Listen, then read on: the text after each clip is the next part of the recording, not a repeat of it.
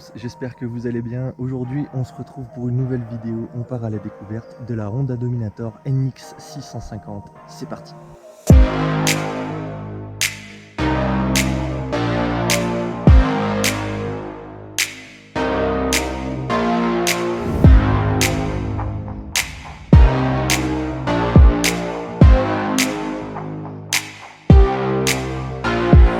Parlons rapidement de cette Honda Dominator NX 650. C'est un gros mono 4 temps refroidi par air développant 650 cm3, 46 chevaux et 5,8 m/kg de couple à 5000 tours minute. La Dominator aura subi 2 restylages au cours de sa carrière, un en 92 et un en 95. Ce modèle est un modèle de 95 avant le dernier restylage. Elle pèse 152 kg à sec et a un réservoir contenant 16 litres d'essence dont 2,5 litres de réserve.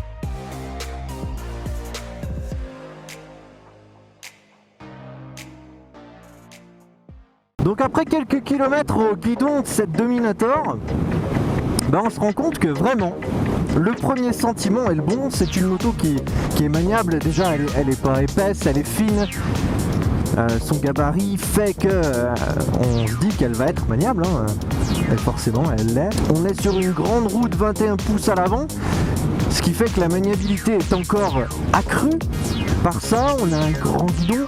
On est sur un des derniers trails, hein, avec l'Aprilia Pegaso, la BM F650 GS, la Suzuki DR. Voilà, on est sur encore des motos qui sont capables de faire du chemin et qui sont faites voilà, pour le motard du quotidien, pour celui qui veut se faire plaisir aussi bien en route qu'en chemin.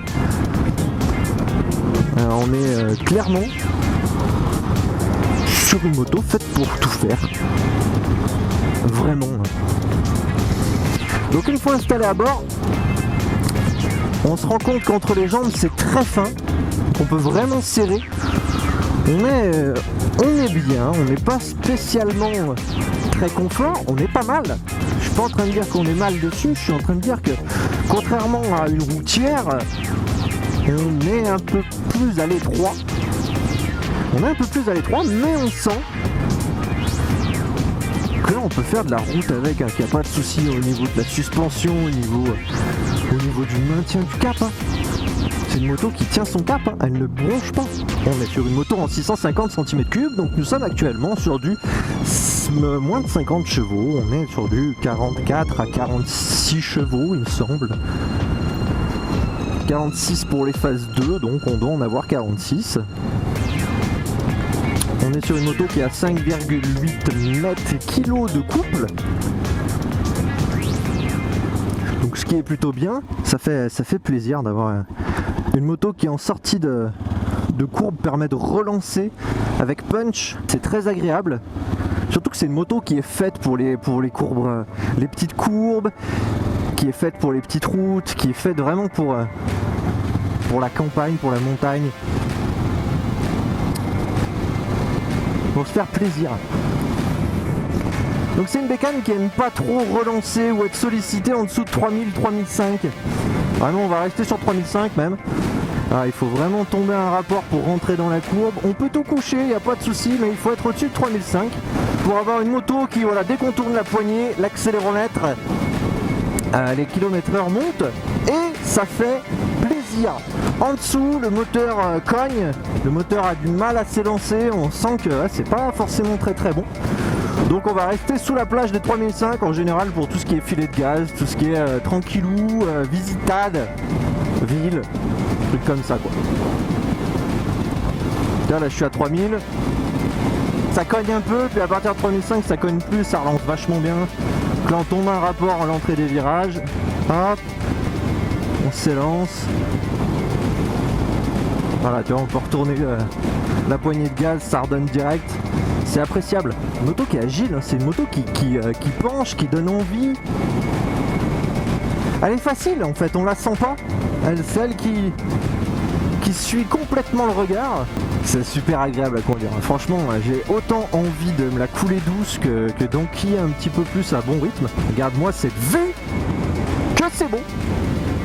La plaine du Forêt, mon gars. Alors le proprio me disait, ouais, 3000, 3005 jusqu'à 6000, c'est vraiment sa plage d'utilisation. C'est vraiment là qu'elle régale. Elle est très à l'aise pour faire du chemin, hein. Le pilote moins, mais la moto l'est. C'est une très bonne machine. Waouh, tu vois, ça cogne. J'ai l'habitude, moi, avec mon Vestrom, de couler un peu les virages. Je sais que ça repartira, c'est un twin, ça cogne pas comme ça.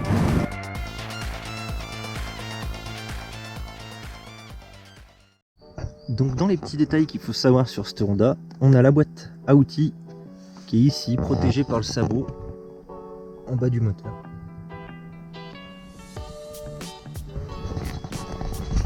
Et puis on a surtout cette magnifique double sortie qui vend vraiment du rêve. Moi je suis fan de cette double sortie. Ça a vraiment de la gueule. Vraiment de la gueule. Voilà mes amis, c'est sur cette vue des hauteurs de Montbrison que je vous quitte. Merci d'avoir regardé la vidéo. J'espère qu'elle vous aura plu. J'espère qu'elle vous aura contenté, que vous serez heureux des informations que je donne sur cette moto. Je vous laisse sur quelques images de la Honda Dominator en action. Je vous dis à la prochaine. C'était Hellpap. Bisous.